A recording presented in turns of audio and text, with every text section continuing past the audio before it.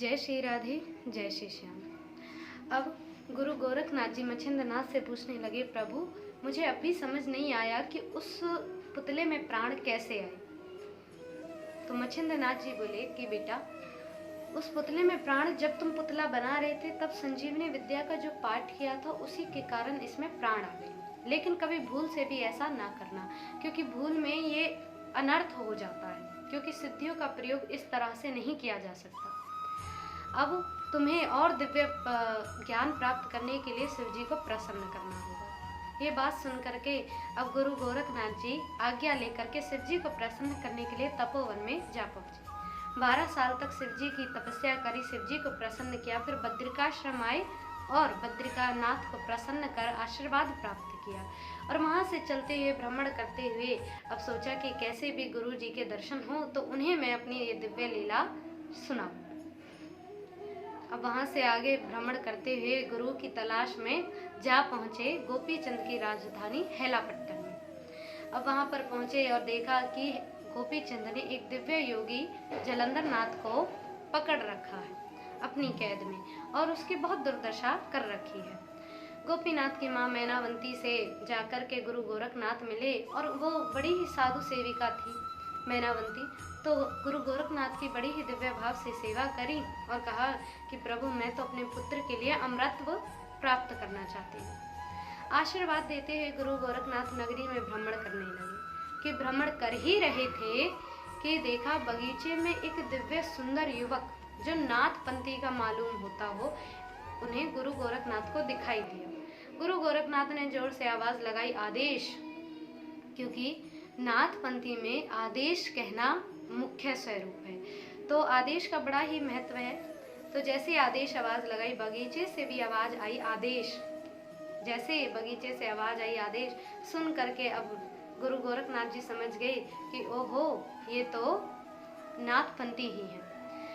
बगीचे में जा पहुंचे और उन जो नाथपंथी योगी थे कनीफानाथ जी बगीचे में रहते थे, उन्हें अपने साथ में बिठाया और कहा कि आओ गुरु गोरखनाथ जी विराजिए यहाँ पर, आपका तो बड़ा ही प्रताप हमने श्रवण किया है।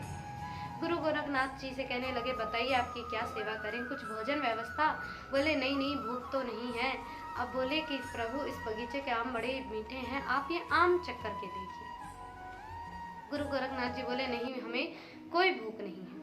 तो बोले अरे मैं शिष्यों द्वारा अभी आम मंगा देता हूँ। बोले उन्हें क्यों कष्ट देना खामा खाका। तो कनीपानाथ जी ने सोचा हाँ सत्य कहते हैं, उन्हें क्यों कष्ट देना।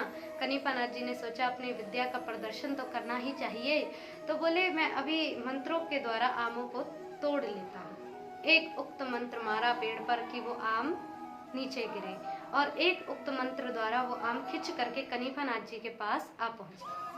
अब तो कनीपानाथ जी और गुरु गोरखनाथ ने आमों को बड़े प्रेम से ग्रहण किया और जो बचे थे तो गुरु गोरखनाथ ने कहा अब आप इन आमों को वैसे के वैसे पेड़ पर लगा दीजिए, क्योंकि नहीं तो ये बासी हो जाएंगे। गुरु गोरखनाथ कहने लगे।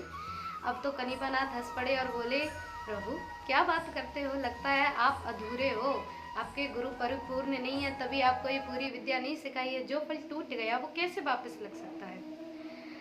अब तो गुरु की अवहेलना सुन गुरु गोरखनाथ कहने लगे, मेरे गुरु ने मुझे इतना संपन्न किया है कि मैं कहीं भी हार ना मानूं, किसी से भी ना हार सकूं। और आप बात करते हो मेरे गुरु की परिपूर्णता की।